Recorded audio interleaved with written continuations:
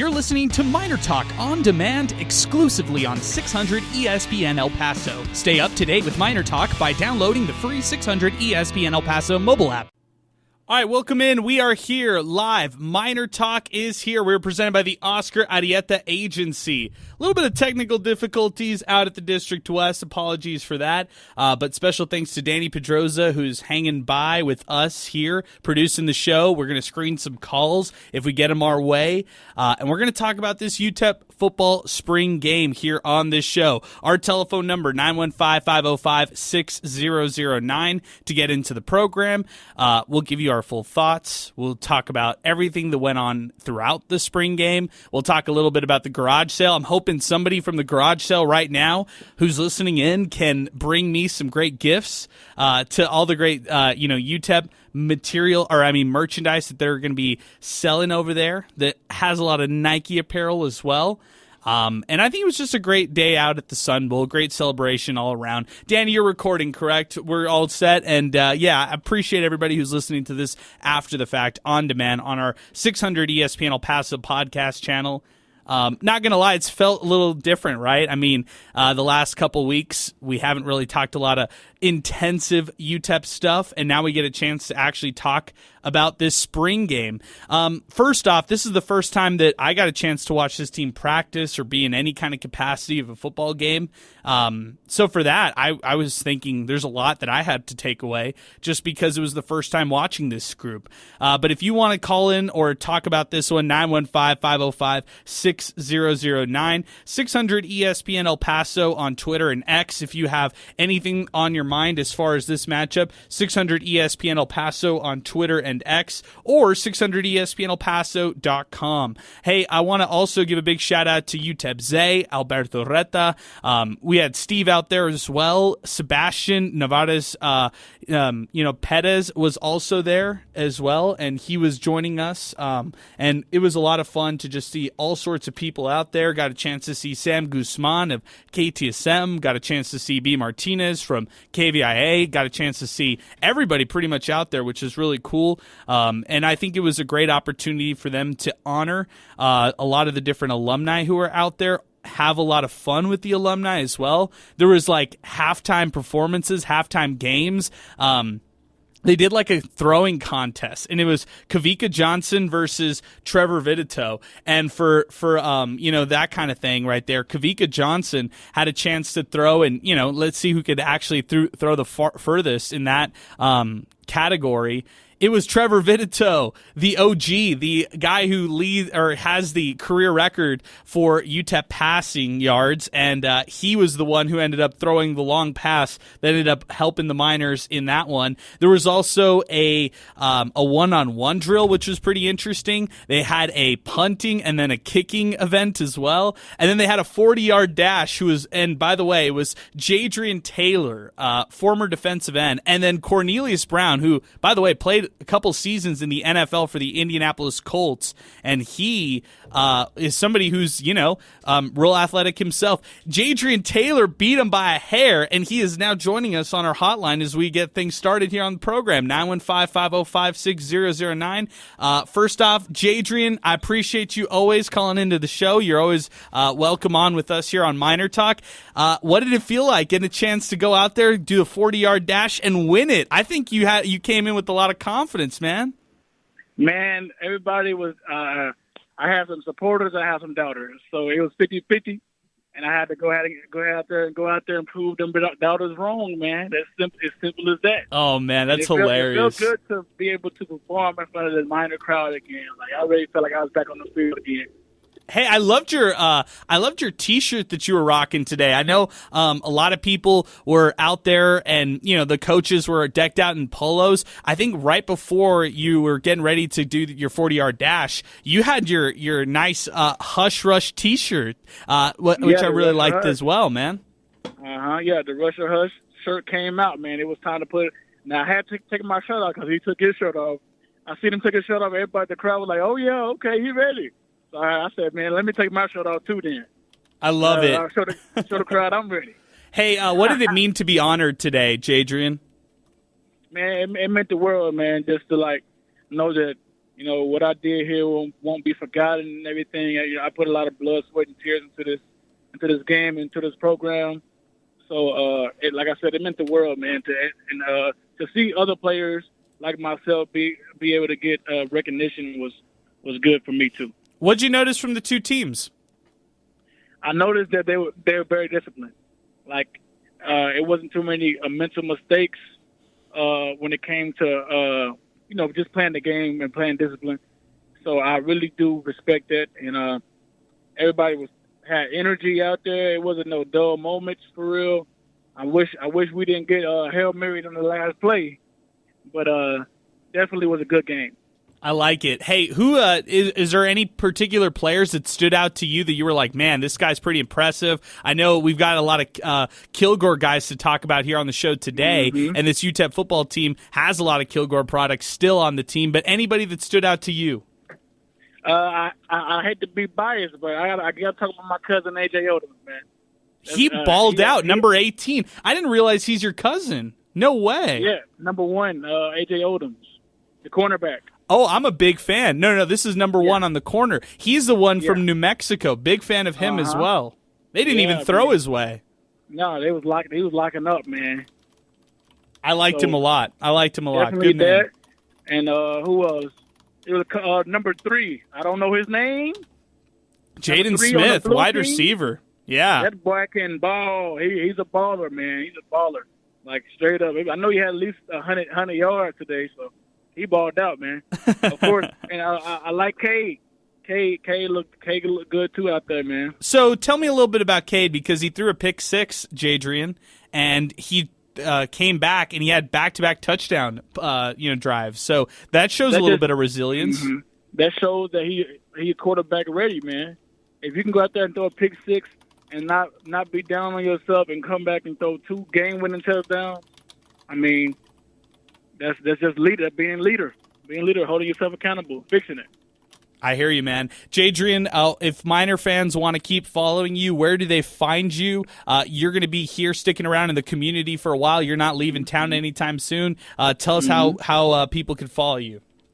So it's big.camo with a K on Instagram. I got Russia Hush as my Instagram as well, Russia Hush Training. And then I got JT Taylor on Facebook. And you can hit, if anybody interested in training, they can just DM me on there and I'll reply to them. Awesome. Good stuff, Jadrian. Hey, I appreciate you joining us as always, man. Thanks again for the time, and we'll talk to you soon. That's Jadrian Taylor here on our hotline as we get things started. Our Longhorn Distributing hotline, by the way, as we get things started here on MinerTalk. 915-505-6009. Would love to get some reactions, some thoughts from the UTEP football spring game. Alberto Reta is now in studio with us as we continue. Alberto, you got a chance to be out there at the spring game. It was a pretty decent crowd, when you really look at it from top to bottom. Yeah, when the game was closing up and Kaplowitz came back into the press box, he showed us a video of the amount of people in line, and so I for the jersey, for the spring, for the garage sale. Yeah, there was throughout the game was still going on. There was a huge line, so I called it 1,600 people watching the game, and about at least 500 that bought tickets probably just to be in line. So yeah, it was a great turnout, and that just really tells you where this program is at. It's at it has a fan base that's really hungry, and I think that this new coaching change has delivered everything that they wanted to. It was a great delivery so far. They've brought in phenomenal prospects, and they had a fast offense this time out, and I think that's really it's been great. So this is how I would say. I'm not going to overreact to anything. It's just a spring game so far. If you want to ask me who's further along right now, I'd tell you the defense is probably further along than the offense, just for right now. Defense was really impressive to me. I love their defensive front.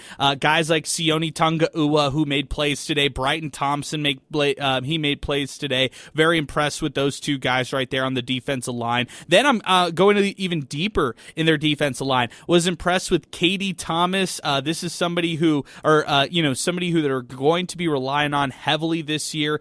He's somebody who I really thought was a big standout for the Miners. Dimitri Madden, he had a pass breakup and a quarterback hurry. Really liked the performance we saw from somebody like him. I mentioned somebody like Logo Va. He was impressive as well. Katie Johnson, though, this is a guy who also came from Kilgore, just like Jadrian Taylor, just like somebody like AJ Odoms. Really impressed with those guys. So defensively, I think that's where the Miners are a little bit further along. Jaleel Williams-Evans, he was the guy who took the safety for the Miners, number 3. He took back a pick 6 from Cade McConnell, and then Cade flipped it around, and he had a touchdown drive for the blue team. He had a touchdown pass out to one of their newer wide receivers, which was, a little bit impressive to me. And in this one, I think on this side it was, if I'm not mistaken, it was Kenny Odom who ended up catching it in the back end zone of the corner. But before that, Jaden Smith had a touchdown grab for the Miners as well.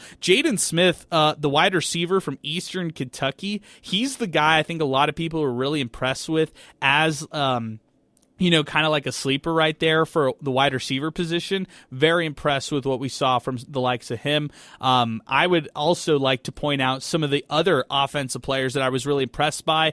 Javon Jackson, number 4, running back. He played with the Orange team. Liked him a lot. Ashton Nickelberry, he wore number 0. Same with Cam Thomas, he wore number 5. And also really liked what we saw from, Trey Goodman. He was somebody who wore number 1. Those 3 were wide receivers, although Cam Thomas is considered a minor back, which is a hybrid mix between wide receiver and running back. Those are some of the names that stood out to me, I guess, right out of the gate. And so let's go over the whole format, and we'll start to break it up piece by piece. Alberto, I'll specifically ask you about the recruits. There's a lot of recruits that were out there today. What benefit did you see Miners have in hosting those kind of recruits there, knowing that, hey, they had a good complement of people out there and had a lot of alumni represented here for the spring game? Yeah, and you had top quality in alumni. You had guys like Aaron Jones, guys who had been in the NFL, and so now you can show them, look, these guys came here to UTEP before, and now we have an even better program that can help you develop into this caliber of player. And look, they're here, and now they're paying their respects to the program, and this can be you one day. And so I think it was great. And also I think the fan base that came out, they can just be like, hey, look, that was just for a spring game. Look how many people are here to buy gear. Look, they're like, soon they'll want to buy your gear. And so it's just like, it was a great sell, I think. So far, what I saw, it was a great sell, and it was a good turnout. And also, I think what hasn't been mentioned is the intensity that was brought by the coach himself. I think that was something that UTEP has not seen ever. I don't think that's the stuff that Scotty Walden is doing hasn't been seen. So just to go back quickly to the recruiting side of things, I think it's important to also mention for the recruits, the Miners hosted a lot of people. Walden said after the game, maybe around 30. It looked like a great amount of people. Yeah. And Zay was mentioning this to me earlier. He was saying a lot of those visits were unofficial for the Miners, which is actually pretty impressive. That means those players are paying it on their own dime to come out to West Texas, El Paso, and make the visit here for the spring game. So impressive as well. Want to mention this, Skylar Locklear with the Orange team, he started things off at the quarterback position. If you asked me right now, who is the better quarterback between Cade McConnell and Skylar Locklear, I wouldn't be able to answer that, with a lot of conviction. I would guess and say, Cade is probably the more prolific passer and maybe more the experienced passer. Skylar Locklear is the more mobile, dual threat, agile quarterback who's going to burn you in different ways or maybe slice through defenses in different ways. So that's how I would assess it right now. I do feel like they're going to lean toward one or the other either way and ride with them for the rest of the season. So I'm curious to see how that evaluation continues into the summer and then translate into the winter, in the fall period for fall camp. So that's kind of the thing that I'm zeroing in on. For the first drive, Skylar Locklear, he was the quarterback. He had a first down rush on a 4th and 3. It was a zone read play. And then on the next play, he scrambled outside of the pocket. He had a deep pass to Ashton Nickelberry, but it was negated by an illegal forward pass. Apparently he actually crossed the line of scrimmage, and for that he ended up, having a penalty on that play. First and long, Cam Thomas took a screen play for 15 yards to their 45. So I like that a lot by the Orange team. They were moving the ball. Skylar Locklear, the first impression I would have on him, and by the way, he is the redshirt freshman transfer quarterback from Austin Peay, who is somebody who the coaching staff likes a lot and somebody who the coaching staff feels like he knows their system, so they might feel a little bit more comfortable with him just by default. He had a nice drive. They drove near midfield, but then Dylan Williams, who plays the spur position, it's like an outside linebacker position, he intercepted a pass from Locklear, and then it was Brighton Thompson who was credited with the pass rush in the hurry there. It was an immediate turnover for the defense on the opening possession for the Orange team. Blue team then had the ball. Cade McConnell, he had a nice drive, and it started off by an 8-yard pass, first down play to Jaden Smith, the Eastern Kentucky transfer that we're going to be talking a lot about. They ran the ball with some of the backup running backs. Joshua Dye was probably the guy on the blue team that stood out to me the most. He wore number 27. As far as the running backs go, he was a former walk-on, and he's also a twin. One of his other twin plays defense on the Miners. His name is Josiah Dye, but I was really impressed with Joshua Dye running the ball, pacing it nicely for the Miners on offense on the blue team. Then the blue team scored a touchdown. Cade McConnell had a 26-yard touchdown pass to Amari White. This was an impressive start by Cade McConnell, 4 for 5 for 49 passing yards on the opening drive and a touchdown as well. Blue team went up 7-0 with 10 minutes in the first quarter. Then the next one, we saw the Orange team go with a third down. They couldn't convert on third down. They had a couple run plays on this one. You can credit guys like Davis Burns, guys like Tavita Tafuna for coming up big on that possession right there. We saw punter Adam Jacklin. He's the North Texas punter. Alberto, I would say that probably needs to get a little bit fixed. The punting, the special teams for the Miners right now. I think that's where I could see some of the necessary changes that need to happen here moving forward, and it's more about development and just getting better. Yeah, I think it's a practice thing, but I think that the best punt we saw today came from Dylan Maudo, number 41. He was on the blue team, and it was one punt. I think we saw one punt all day that we were all like, this is acceptable. And the rest of them were kind of shady, and even stuff from Jacqueline. So yeah, the team needs to develop there or go into the portal. I'm not sure what they're going to do, but if they plan on punting regularly, I know that they went for it on fourth early in the game, which I don't expect them to do that regularly, right? No one would. So yeah, if you need to develop that, because you don't want to have trouble with the punt game, because that really affects all aspects of your game. Yeah, I agree on that. I think that if you have issues in the special teams, it's going to cause issues moving forward. And it also tells you can't take Josh Sloan for granted. But even Josh Sloan, he was somebody who had a lot of, or he had some, I should say, during his career, some mishaps during his time. And so, this is a transition year at that punter position for the Miners. Adam Jacklin seems to be the guy.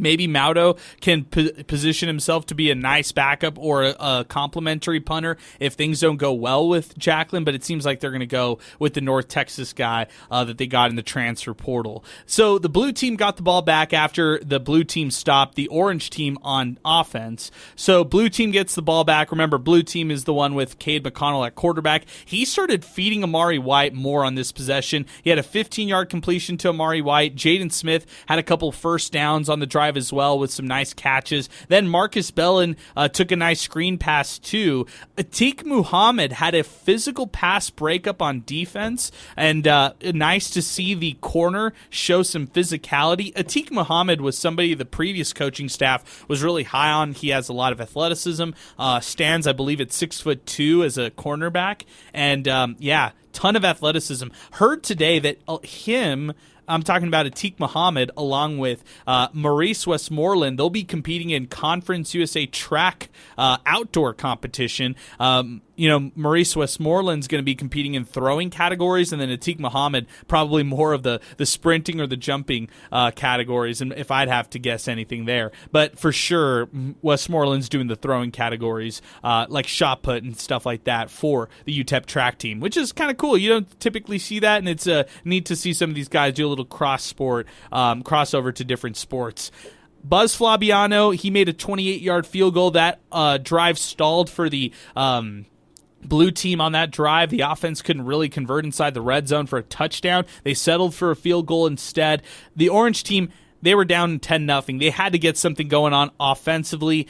Trey Goodman, he had an 18-yard reception in this one. He had a beautiful play there, and I think you can reflect back on that one, Alberto. He caught it on a slant. He stopped on a dime. Trey Goodman spun around and took it for 18 yards. I think Trey Goodman, he's going to be an impact player. That's the one takeaway I had from the spring game, is he's going to be somebody that the Miners rely on in the offensive game if they're going to hope to have success. Yeah, Trey Goodman, number one, he showed us a lot of phenomenal stuff. But you know what, though? I'll say this. The skilled positions in general for the UTEP Miners right now, they're showing a lot of good stuff. I like Trey Goodman. I like what I saw from Jevion Jackson. I like Cam Thomas. And then on the other side, there was Caden McConnell, and I saw like a Caden McConnell, Amari White connection kind of developing, and it was kind of really special. They kind of get hot.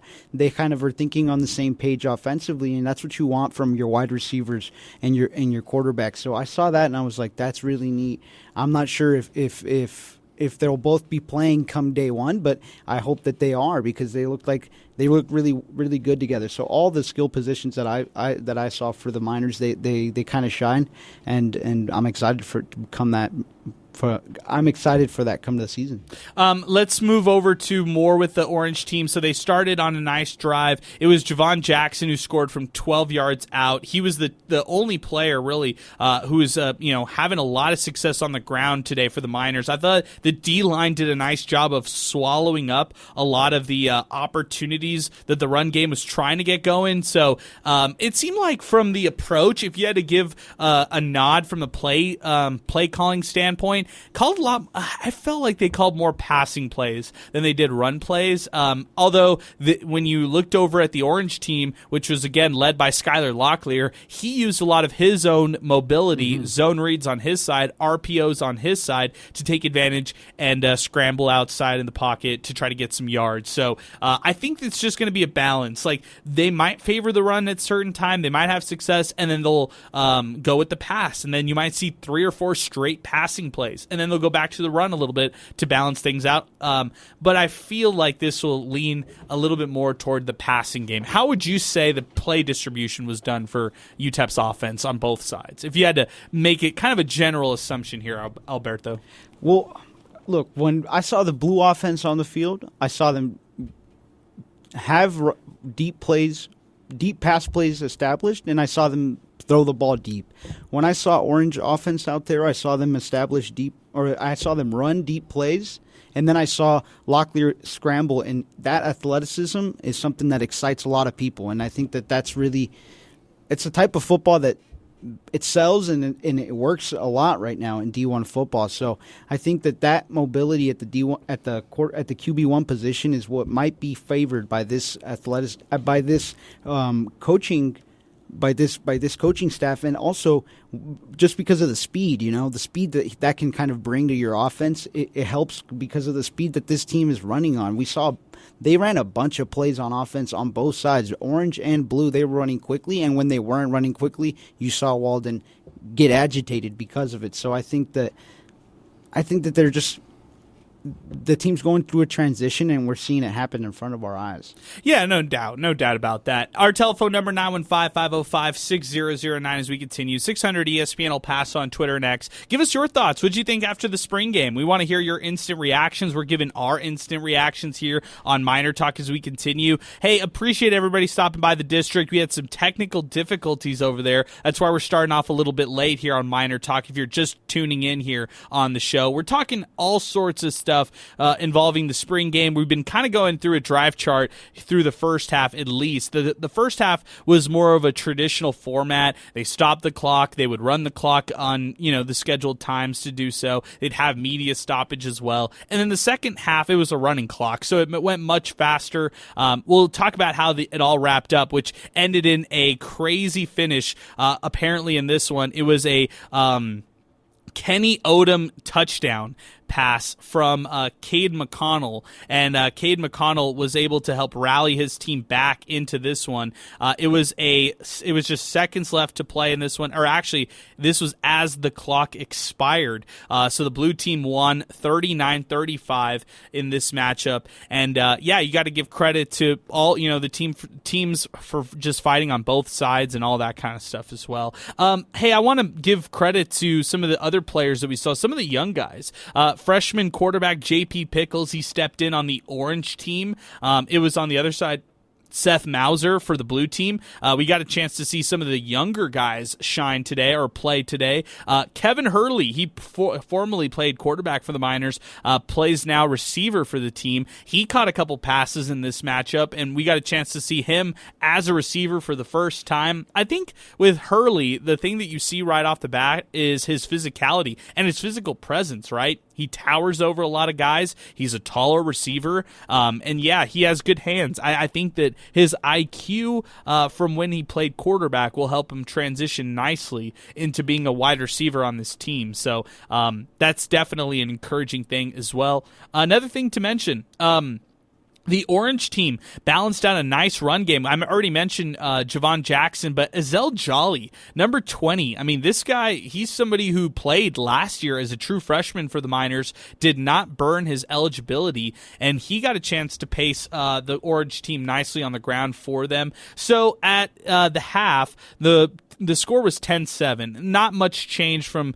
that Javon Jackson touchdown late in the first or early in the first half to really flip things in the second quarter. We got a chance in the second quarter to see mostly the second units for both teams go out there, and I think you saw some struggles, but where you saw the strong point, it was the defensive lines for both sides. It was a blue team fourth down stop. The orange team had drove it all the way down inside the 15-yard line. At the 6-yard line, blue team defensive tackle Sione Tangaua stuffed the run, a fourth down stop, and it was a good drive by the orange team, but an even better stop by the blue team. So I want to credit that defensive stop right there by the blue team today. And from what we saw, Seth Mauser, by the way, he's a tall dude, 6'5", and I like JP Pickles' size as well. He's like 6'3", 6'4". They're both going to be, freshmen, or in Seth Mauser's case, a redshirt freshman. And so to have those younger guys learn and develop through the process as a quarterback, I think that's an encouraging thing for this UTEP football team to see. Again, 915-505-6009 as we continue here on the show. Kenny Odom, the wide receiver, he had a lot of different moments in today's game. McConnell had a 36-yard pass to Odom. They drove it all the way to the 22-yard line in 2-minute drill format. But then, Alberto, you see the spring game kind of mishaps come to fruition. The high snap that sailed over Cade's head. They were right outside the red zone with just over 2 minutes to go here in the first half. The blue team definitely had a chance to score before the end of the first half, but that snap really set them back, put them all the way back around their own 40-yard line, and as a result, they ended up punting on that drive.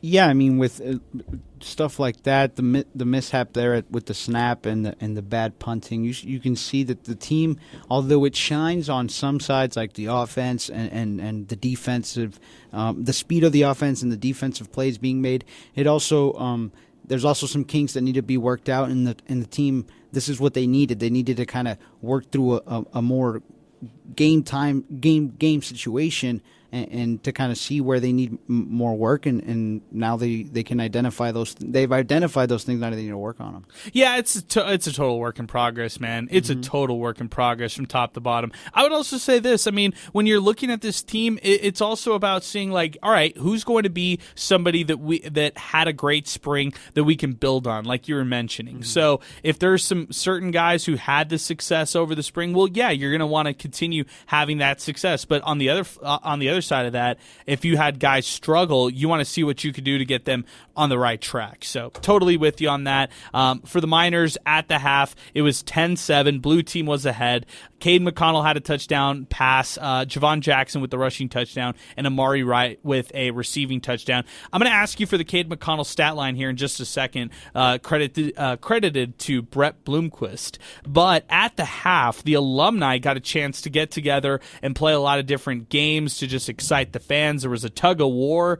Like we mentioned, there was the long throw. There was the 40-yard dash. We just heard from Jadrian Taylor here on our hotline. And yeah, that was a lot of fun. I thought maybe, I think that they could have done something where, they introduced everybody initially, like the start of the game, and then at halftime you're doing more alumni games with the guys to just keep the excitement rolling instead of having to maybe make halftime a little too long, although it was fun. Like, how do you say that it's too long when everybody's having a blast out there? So if they're having a good time, then you can't really knock them too much. By the way, the second half just, rolled through and super fast. So second half, it wasn't like we were waiting out there a long time. They breezed through that one in the second half thanks to that running clock. Alberto, we weren't sure that Aaron Jones was going to be out there, but he and his twin brother Alvin Jones Jr. were out there today.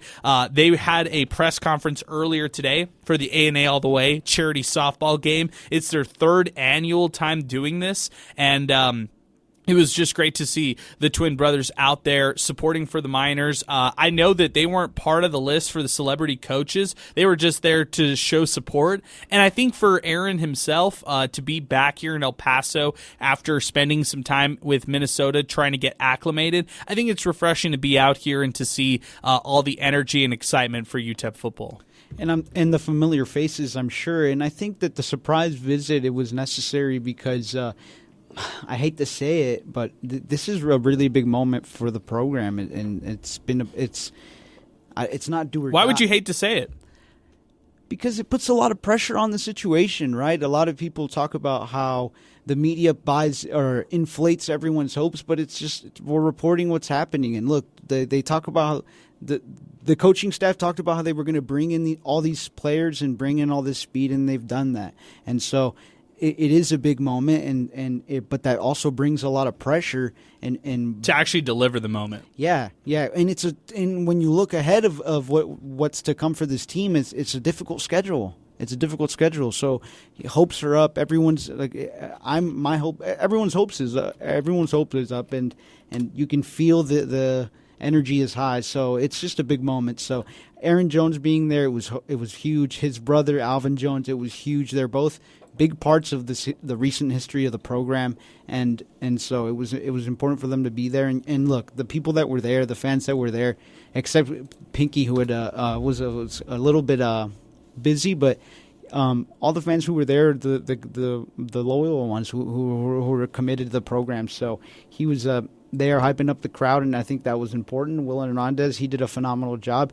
I really liked the halftime games. My favorite part was the throwing. I didn't think I heard you mention it, but it was the throwing that was really, really cool. Could you throw a ball near 70 yards? Well, I'm just gonna say Trevor Vitito, man, he still got it. What a legend! The fact that he still can sling it that far. That was my favorite part of the halftime, and that was fun. So that was a fun part of the energy that this coaching staff is bringing. So that's exciting, and so yeah, big time for the program, and Aaron Jones and Alvin Jones they have to be a part of it. They're a part of this history. Yeah, I totally agree with you. 915-505-6009 as we continue. 600 ESPN El Paso on Twitter and X, and 600ESPNElPaso.com. Let's do this. Let's take a break. When we come back, we'll talk second half action. We'll talk more of UTEP, and we'll give our we'll give out some more thoughts and reactions to the spring game as a whole. I've seen a lot of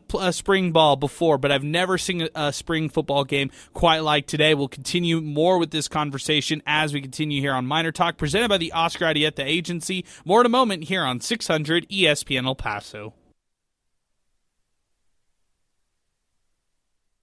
By the Oscar Arieta Agency Along with Danny Pedrosa, Alberto Reta, I'm Adrian Broadus. You want to talk about the spring game today, 915-505-6009, 600 ESPN El Paso on Twitter and X, and 600ESPNElPaso.com. Thanks to Joe Ciccone. He's chiming in, and he's listening into the program. I saw Steve's line video. It was the video to show the people who already stood in line. It was probably with the third quarter still going on, and it looked insane. I mean, the amount of people who wanted to get their hands on UTEP gear is great, and they kept saying, hey, if we sell X amount of jerseys, if we sell X amount of apparel, this could be a 6-figure, 7-figure, maybe even as a pretty high significant 7-figure, payday for this UTEP athletic department, which is good. I mean, hey, you get a chance to throw out all the Nike gear and Nike apparel that everybody wants their hands on, and everybody wants to go out and try to get their hands on them. I think that's excellent. That's a great thing for the program, and I'm happy that they went ahead and did something like that. So really cool stuff for those people. The only thing that I asked is, hey, I really want somebody to send over photos of their football garage sale haul. So that's exactly what I'm asking for on Twitter next, 915-505-6009. This is coming in from Manny David. I made it to the game. I'm excited for football season. Are they going to have a great season? I'm not sure, but I'm all in. To cap it off, I ran into John Teicher on my way to my car after picking up some nice Miner swag. Hashtag Go Miners, hashtag MinerTalk. Good stuff, Manny. I want to see that. Send that our way, 600 ESPN El Paso on Twitter and X. I want to see your haul. Like, what kind of jerseys did you get, or what kind of T-shirts and stuff like that did you get? So would love to see that here as we continue. Want to also mention this. We were supposed to be live at the district. I appreciate anybody who's out there stopping by. Unfortunately, we had some technical issues out there, and so now we are live here on 600 ESPN El Paso as we continue. Let's keep it moving. 915-505-6009. A couple other tweets to get to as well. Joe Ciccone, he's saying, that he wants MinerTalk. He was saying hashtag MinerTalk. He says he wants to hear from Scotty Walden as well. So Scotty Walden joined Voice of the Miners John Teicher post game. Talked a lot about his thoughts for the spring game and some instant reactions as well. But yeah, I mean, today was just a celebration. You talk about excitement, talk about all the families who made the trips out here. We got a chance to see the McConnell family, which was really exciting as well. I would say that the crowd was excellent. If you had to say over under 2,000, would you say like around 2,500, Alberto, when it was all said and done? No, I'd put it right at 2,000. I think that 2,500, that's being a little generous. I think that putting it right at 2,000 is good. But that's phenomenal. I think that's great. And Mike, you're going to make a killing here on these jerseys, and it's going to be great. And I think that what hasn't been stated about the jerseys and really all that's going to get out there is your branding and your imaging. It gets out into the city, and it gets out everywhere else, and that's really important. Because soon people are going to be rocking stuff. Yo, where'd you get that? Yo, the UTEP reminder. So it's important. And so wow, Steve's just texted into the program saying he was told 3,000 for attendance. 3,000. That's excellent. Wow. I think that's an excellent thing right there. Appreciate Steve for texting that into the program. And you figure, you talk about this UTEP team having 3,000 people at a spring game and paying $5. Somebody asked me, and it was, a comment before the game, when's the last time they charged for a spring game? The answer is never. I mean, they've never necessarily done this, but they've never had this much hype around a spring game. So when you're bringing the value of having all these former players to be involved in the coaching staffs, when you're having a garage sale afterward as well, when you're putting all this effort behind a game like this, then it is understandable to have, a $5 charge for this, which, by the way,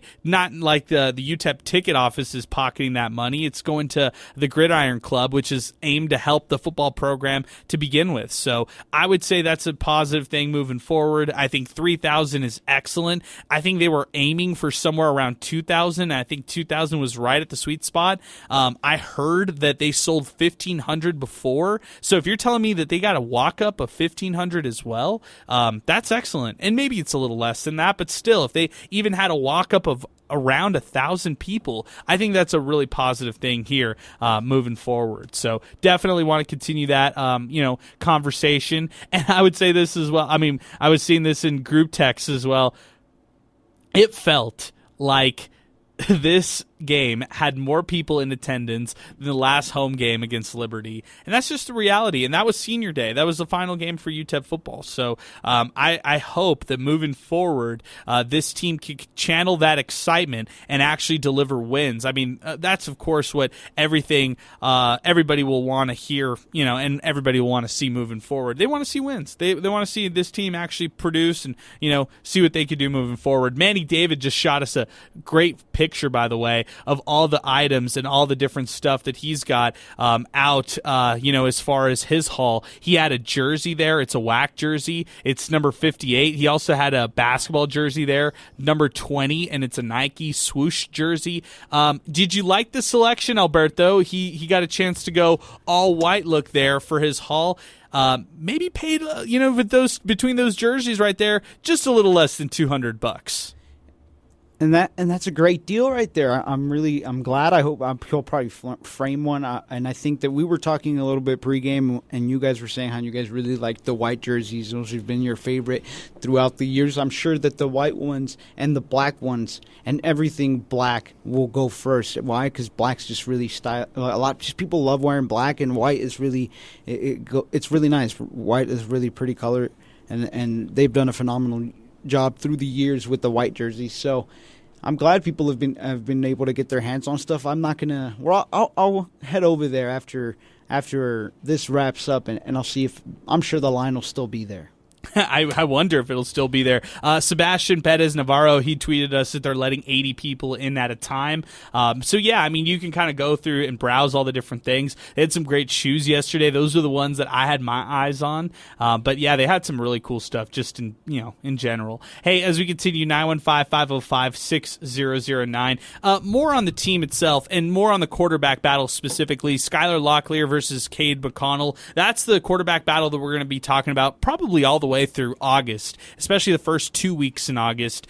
Nothing was necessarily resolved today. I think there are things that both quarterbacks can build off of. The glaring problems, you're going to see the 2 turnovers that the quarterbacks had. Skylar Locklear, he had his interception in the first half. Cade has his in the second half, although McConnell, he followed up his interception with the touchdown drive, which I thought was, notable right there. So he drives his team down the field. It was Jaden Smith who was catching passes left and right. He was the one who caught like the 40-yard bomb from Cade that was just thrown up in the air, and it was just go up and get it, and Smith ended up grabbing that. And then Smith ended up grabbing the 3rd and goal pass that went into the left corner of the end zone, and Smith looked impressive on that drive.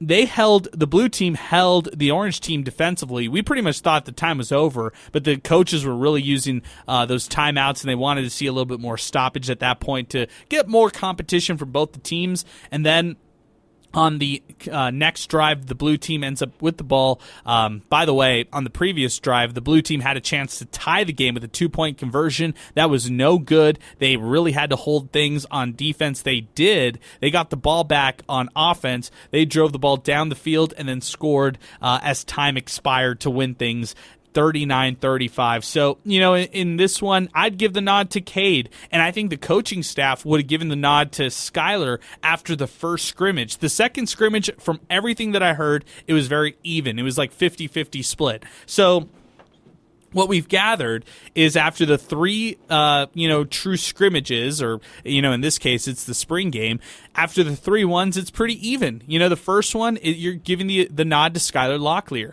The second one, like I mentioned, pretty even.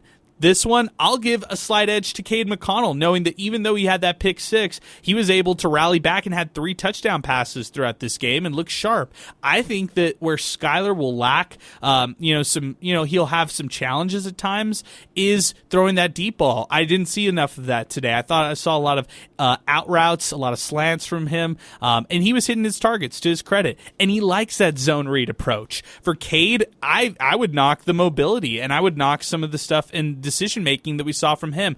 There were passes that we saw from Cade McConnell at times where he would, sail it over different people, and he would not necessarily hit his targets right there. So, yeah, that's definitely the case as we continue moving forward. Alberto, we might have some guests up front here as we continue now on 550-6009, and we might have some of the coaches stop by from this, this game that we had right here. So we'll let them in here as we continue now on 550-6009.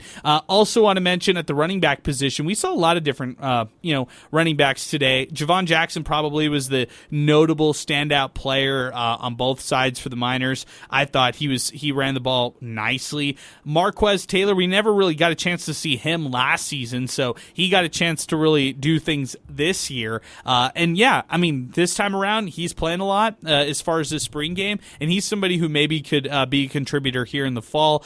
But the one that I was impressed with that I did not expect at the running back position is Joshua Dye. I heard a lot when it came through the summer and when it came through, all the spring ball stuff about Ezell Jolly. So he's transitioned that nicely into the spring. So, yeah, I feel like for what we've seen so far from the running back spot, that's definitely been the case as we continue. 915-505-6009, as we've got a line ringing in as we continue here on the program. 600 ESPN El Paso on Twitter and X, and then 600 ESPNElPaso.com.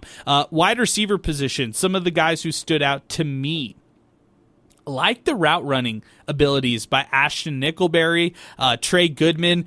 He's got speed, he's got athleticism, and he's got playmaking skills. Was really impressed by him. Giovanni Gardier, we didn't get a chance to talk a lot about him late last season, but he came onto the scene in 2023. He made different appearances throughout the game as well. Marcus Bellin, physical, younger guy, but he's a killer, and really was impressed by him. And yeah, as we continue here on the program, let's go back out to our hotline. Let's welcome in one of the quarterbacks here for the Miners. He's our spring intern, and he's Cade McConnell, who's joining us here as we continue. Cade, you threw a pick six, but then you followed that up with a touchdown drive, and I think that speaks to your resilience, man. What were some of the takeaways you had here for the spring game? The main takeaway, Adrian, was just how fun of an event it was. Coach Walden and the entire staff in the background working to get alumni to come back, to get fans to come out, to have all these events and the garage sale and all these different things. It was just such a fun event. I thought that our team put out some really good football out there. There were some ups for the defense, there were some ups for the offense, and there was a good ebb and flow of the game. Came down to the wire. You couldn't ask for much more than that. Cade, what was it like to see all the competition and everybody just get after it, really, and just have a lot of fun? Because it felt like it was genuine. It felt like it was real all across the board, and it felt like, especially you guys really wanted to win this matchup.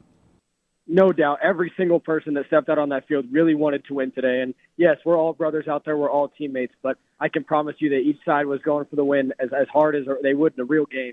And we compete every single day out on that field, whether it's in drills or whether it's playing and stuff like that. But we went out there, we competed our butts off, and I thought that the energy level and everything was awesome. Give me your favorite pass and your least favorite pass today. Well, obviously my least favorite pass today was the pick. I know crazy stuff happens. Sometimes it goes off, defenders' hands or guys' hands and ends up going the other way. You never want to see that happen. But that's on me. And then, obviously, favorite pass of the day has got to be either the first one or the last one. The first one, meaning the touchdown to Amari White in the end zone. He made an amazing adjustment on it and catch. And then Kenny Odom at the end of the game, just showing speed, going out, beating the guy over the top. It was awesome. You would have thought that you won the Sun Bowl after the celebration for that final touchdown, man. What was that like? Because that was as clock expires right there, and you got a chance to show that you wanted to compete enough to try to rally your team back and win it. No doubt. When we knew we had to get the ball back, everybody's juices were flowing. The energy was up just as if we were to get the ball back with less than 2 minutes in a real game. And I hope that the celebration at the end goes to show how much everybody wanted this and how much guys were going out and willing to fight to get the win. The competition was at an all-time high today. The celebration was awesome. The energy was awesome. The fans, the energy was permeating throughout everything. And the alumni and the coaches all of it was just a really, really fun, special day that UTEP hasn't seen in a long time. Let me ask you a final question. What was it like to see the alumni specifically? You touched on it right there, but what was it like to see them represent, show out? It was not just Will Hernandez and Quentin Demps who were the coaches, the honorary coaches. It was all the alumni who were there. It was the former players, and then guest appearances from even Aaron and Alvin Jones. They made an appearance out at the spring game as well. What was that like? Yeah, it was awesome to see Aaron and Alvin pop out. I didn't know that they were coming, and seeing them out there was really awesome. But, I mean, as far as the alumni goes, the coolest part about it was not just that there was alumni there, but there was legendary alumni there, and then there was also guys that we had played with, former teammates and stuff like that, and former teammates from just a couple years ago, and then legends. And so there was a broad spectrum of guys there, and it does an awesome job, connecting everybody back. You get to talk about some things like that. You get to, kind of go through UTEP heritage, and it kind of just, merges that gap between former players and current players and just creates a stronger bond and a stronger culture. What was it like to see the fans root you guys on?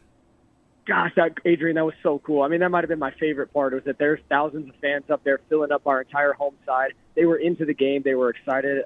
They were loud, and it was so cool just to see them come out, be able to support, enjoy the day in the spring, a little bit of their little dose of UTEP football in the off season. And it was just a fun day overall. So I really appreciate Miner Nation coming out. I hope they continue to support in the way that they did today. It was so cool. I know our players appreciate it beyond belief.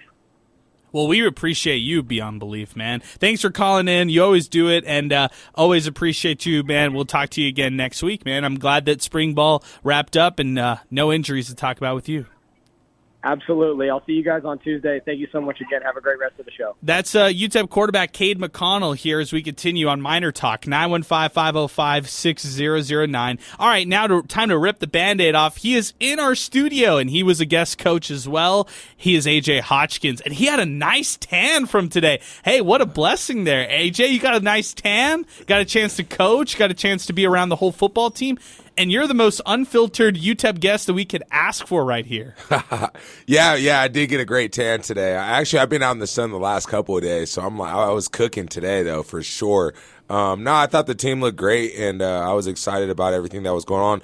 And like if you were there, like the crowd was into it, everyone was into it, the coaches, the alumni, everybody. So it was a pretty cool experience, man. Okay, tell me it all. I mean, are you in or out on this team? Tell us to it honestly, because this is you would tell us legit. And you're somebody who would not.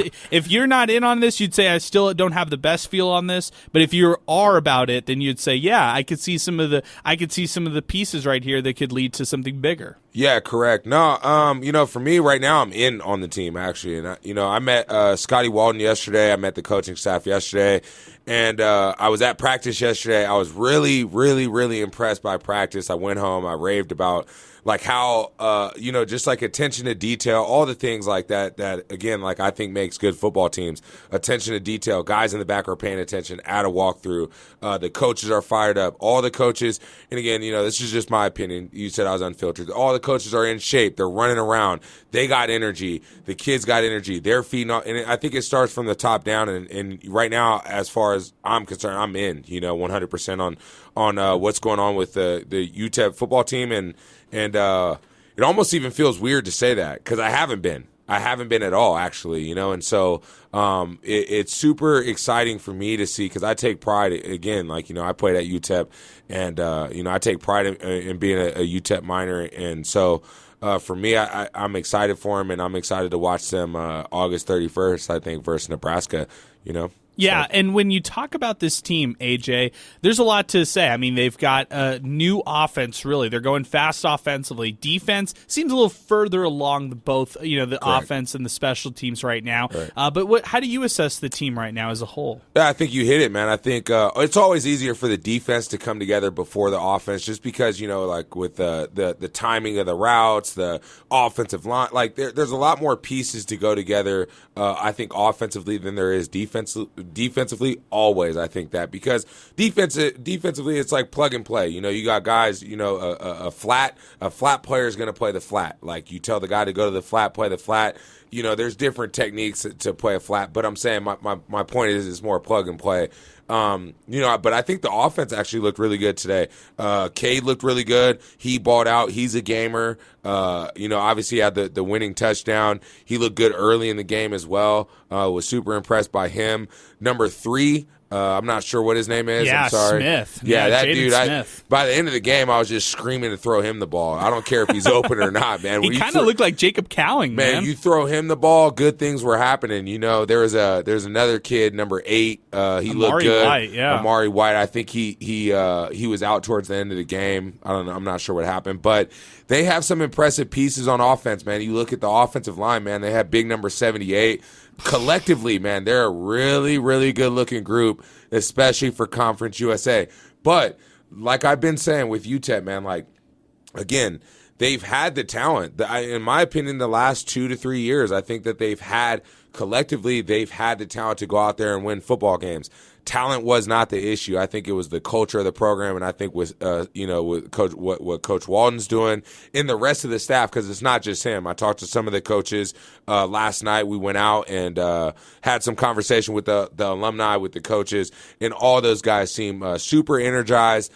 They're bought into the program. I think top to bottom, everybody's bought in. And this is what I told Coach Walden yesterday. For long story short, is like it's easy for everybody to be bought in for spring ball. It's very easy. It's like easy. Brand new coaching staff, fans. everybody, fans, myself, alumni, bring the alumni back. That's when it's easy. And when I spoke to the team a little bit yesterday, I was like, who are you guys going to be when adversity hits? When adversity hits, because adversity will hit. If you're an athlete, it's going, no matter what sport you're playing, at some point you are going to face adversity. And that's when you find out what type of football team that you have, what type of coaching staff you have, what type of program you have. And so, but as far as right now, man, and as far as I can see it, I'm a believer in what's going on at UTEP right now, and I believe in the coaching staff, and I think it trickles down to the bottom to the players, and I think that the players are brought in, the coaches are brought in. They just need to keep the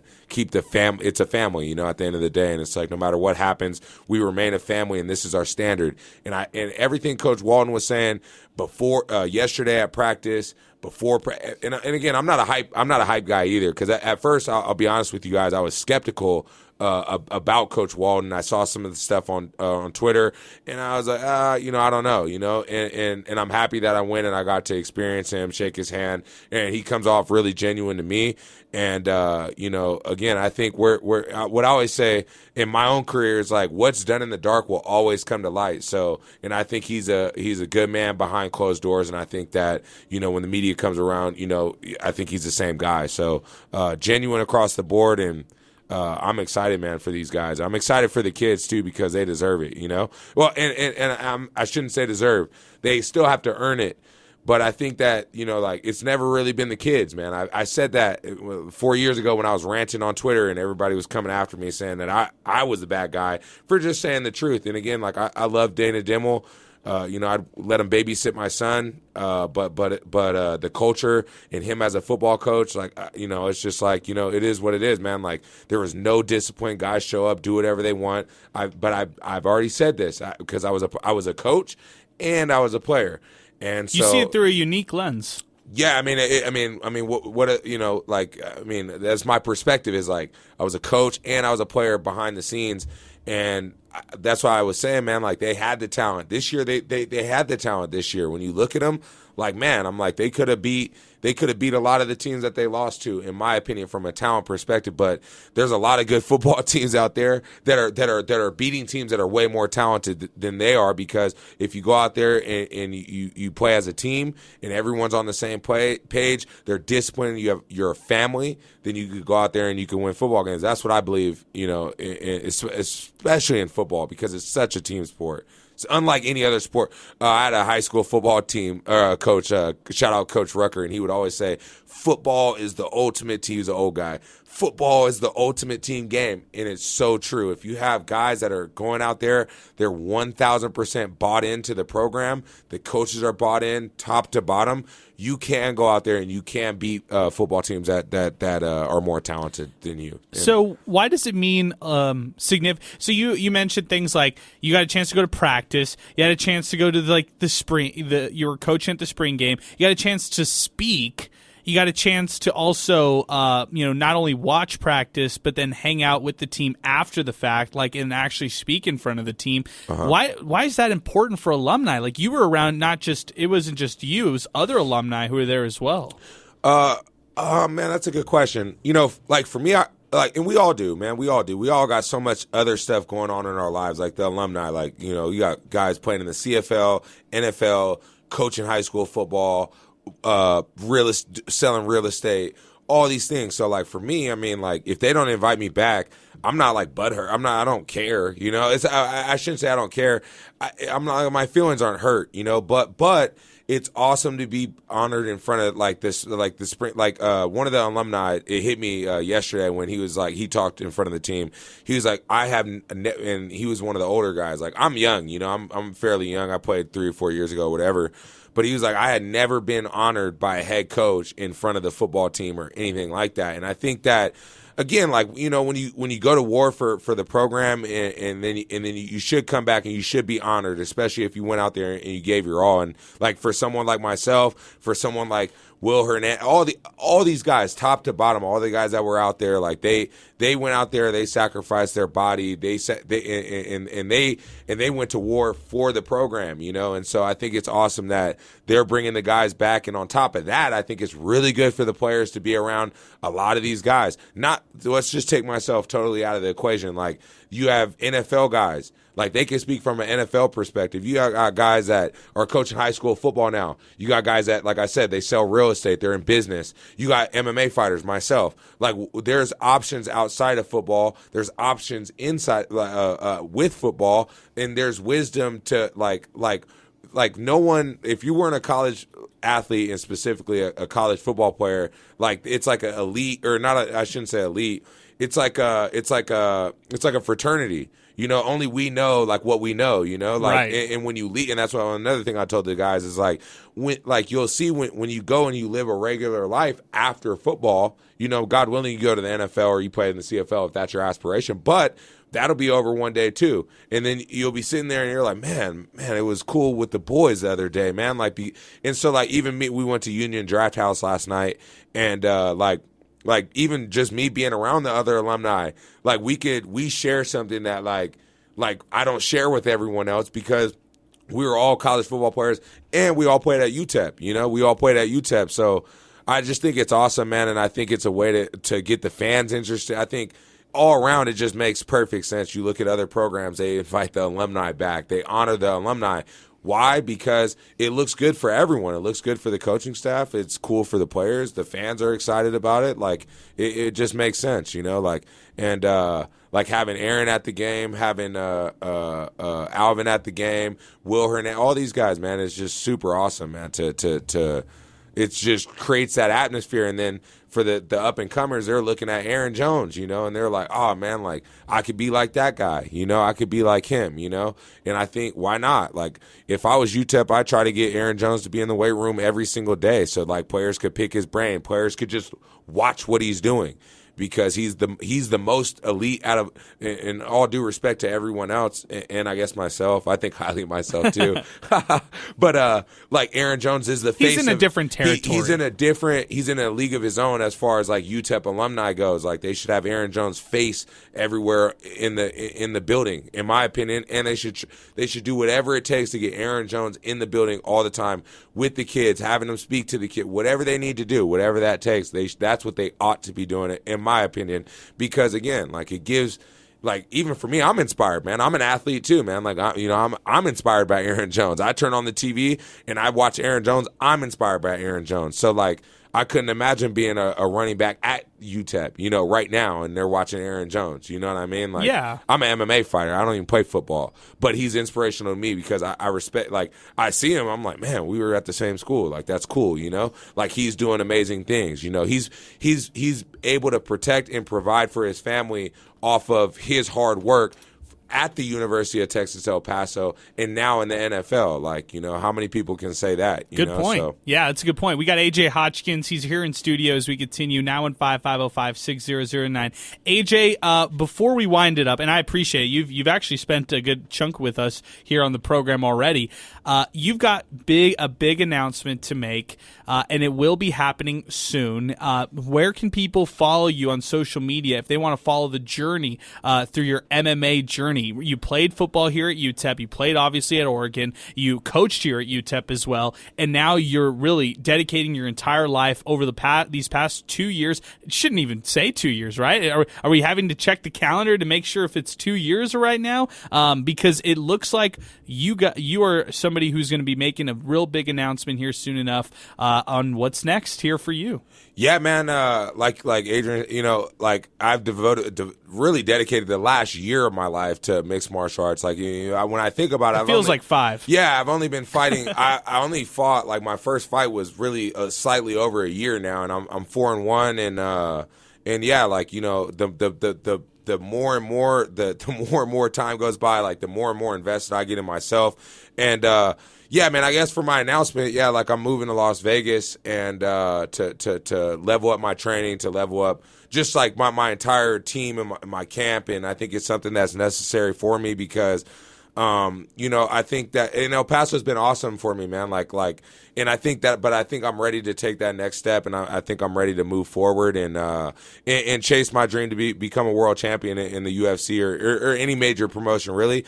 And that's why, like, again, like, I look at someone like Aaron Jones, and I'm like, I look at him, and I'm like, that's what I want to do for my family. I want to be able to provide for my family through, like, off of my hard work, and that's why he's inspirational for me. But just chasing my dream and continuing to chase my dream and continuing to take these steps and move forward and yeah, I guess to answer your question, if you guys want to follow me, all day J all day, and then JAY MMA on Instagram and on YouTube and on TikTok as well. But yeah, my journey into mixed martial arts and I will, and God willing, I will be in the UFC and hopefully in the next couple years, and I will reach world champion status, and I believe that about myself. And this is my second opportunity, at becoming a world class athlete, and I know how to bless myself now, and I'm so blessed. I love my family. I love God, and so. Yeah, for me, it's the next step is to move to Las Vegas and to continue to just chase my dream and to visualize and to chase my vision and have it come to fruition this time, And for the listeners who might not understand, why Vegas? Like why is Vegas important for the move? Well, because it's the fight capital of the world, and everybody's there. You know what I mean? Even if they don't live there, guys are training there in and out of Vegas all the time. El Paso has been great. Shout out to Elite Kickboxing, 10th Planet Jiu-Jitsu El Paso, Zen Martial Arts. I wrestle at I'm training all over the place. I wrestle at Wildcats. So shout out to all my coaches, Coach Carlos, Juan, Coach Chris, and the list goes on and on and on. And but they've got me to this point, but I think for me it's time to take the next step, which would be to move to Las Vegas, the fight capital of the world, and again continue to chase my dream and go for broke behind my vision. So I hope to see you soon then here in El Paso. Maybe watching a UTEP football game, maybe supporting the Miners here moving forward. Maybe you got some coaches or players or former teammates who were joining you here today come out and watch you fight here in the future as well. 100%. Yeah, I told all the coaches, and I was like, yeah, man, and the boys too. Is like, and I also invited the boys. I'm like, man, if you guys ever want to come train the big guys, the O-linemen and stuff, I'm like, man, you guys are always welcome to come wrestle, whatever. But yeah, I told Coach Watt, I'm like, man, when I do get a fight, I'm waiting for my wife is 9 months pregnant, so I'm waiting for the baby to pop. So once the baby pops, hopefully late May, be on the lookout, guys, for me. Late May, early June, hopefully late June. But I told him, I'm like, yeah, man, I'll shoot you guys the link. and you guys can watch me live, get the boys to watch me live. And again, I'm never Nick Saban said this, man, like focusing on an outcome is a distraction. So I'm like, I don't worry about winning or losing, but I can guarantee everybody that's listening that I will go out there and I will perform at a very high level. And every time you guys see me, I will have taken a lot of steps and progressed and evolved as a fighter. And every time you guys would turn on the TV, I will be impressive and I will be fight of the night. I should be main event every single time that I fought thus far. I should have been the main event. Actually, I am the main event as far as I see it because, I was the fight of the night. Just simple as that. And I'm always looking to impress. It's the entertainment business, and God willing, I just continue down this path, and you guys will see me here soon in the UFC and climbing the ranks in the UFC as well. So I'm excited, man. God bless you guys. Thank you guys for having me on. Hey, always great to have you. AJ Hotchkins joining us here as we continue. We're going to take a break right here. When we come back, more of Miner Talk. You want to call in 915-505-6009 with your spring football reactions. Let's do it right now as we continue here on 600 ESPN El Paso. Along with Alberto Reta, I'm Adrian Broadus. We're continuing here on the program, 915-505-6009 as we continue. Alberto, you got a chance to hear from AJ. I think my biggest takeaway from him, from the alumni standpoint, is that they felt so welcomed and that they felt like that everybody, who wanted them there genuinely wanted them to be coaches, to shed light on this team. And I love the resource side of it. It was like, hey, look, some of these guys, when you're done with football, you got to think of life outside of football, and that's what these alumni coming around, that's the value that they can bring for sure. Yeah, Scotty Walden is a phenomenal coach, and I think it's really important to see how he treats guys who have no affiliation to him, just affiliation to the program, right? So, like, for example, guys like AJ, he didn't coach AJ. He just got here, but he treated him with a lot of respect and a lot of a lot of respect, and he wanted him to pass on some of that wisdom on to his younger guys. So I think that's really important, and it speaks volumes about the type of guy that Scotty Walden is. Like AJ said, he came in here, he spoke very highly of him, and I'm sure that's not for nothing. And so, to me, UTEP athletics has never really been about the wins and losses. It's really been about the part. Well, it's about forming citizens in the community that are formidable people, and I think that's what UTEP athletics has done, and that's what these guys are showing us. Like, hey, man, not everyone's going to go play in the NFL, but if you want to, whatever you want to do after, as long as you're an upstanding citizen, it's going to be all right. And then there's a lot of options for you, like AJ said. You can find the MMA. Yeah, I mean, ultimately, you're right. I mean, you're really bringing this, you're bringing this home as far as saying, like, yeah, of course, you want these guys to graduate, become great people, and then, move forward, and they could model themselves after some of these other alumni. So I see your point. Let's go to Twitter. We got a couple different posts to read. Let's go to this one. It starts with Chuko Wayne. My daughter and I attended. We enjoyed the atmosphere and energy. My daughter was happy to see the UTEP women's basketball team and players in attendance. Too early to make a win-loss prediction, but I can say our fans have hope for the future. I agree completely with that final statement. It's too early to tell you 2 wins, 3 wins, 4 wins, whatever you want to say, or even give a win total right now. So good stuff, Chuko Wayne. I really appreciate you chiming in, and thanks for listening in here on the program as we continue. Also, this is coming in from our great pal, Tristan Pence. Great to see him, and great to hear that he was out there today. He says this, number one, went to the game, and it was a fun event. Coach Scotty Walden has brought a great energy to the program. The Miners have some playmakers on both sides of the ball. Wide receivers look good. The defense seems faster. The battle for the starting quarterback will be interesting. #MinerTalk. The Miners will be fun to watch this season. The energy is there and the talent is there. They compete for a Conference USA championship. It's just getting players calibrated to the new system. August can't get here soon enough.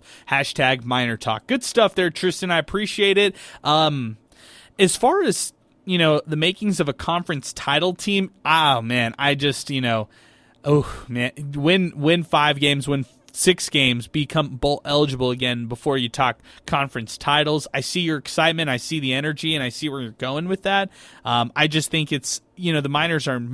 I don't think they're at that place right now where they can hope for conference titles just yet.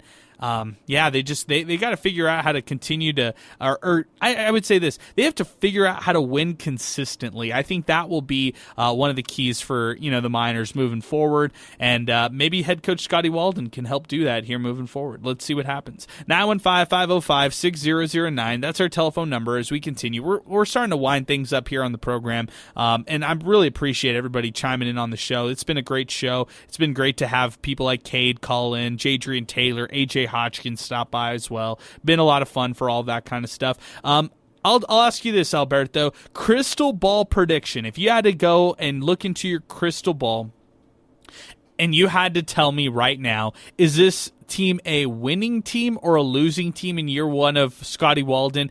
With whatever you need to preface this, and I'm talking winning is a record that includes 6 wins or more. Losing would be 5 wins or less. Tell me what you would think. If you had to make any sort of predictions right now, what would you say? Just because of the schedule that they have, I'm gonna have to say it's gonna be a losing schedule. But I think it's gonna be one that still excites fans and still has them come out the year after that.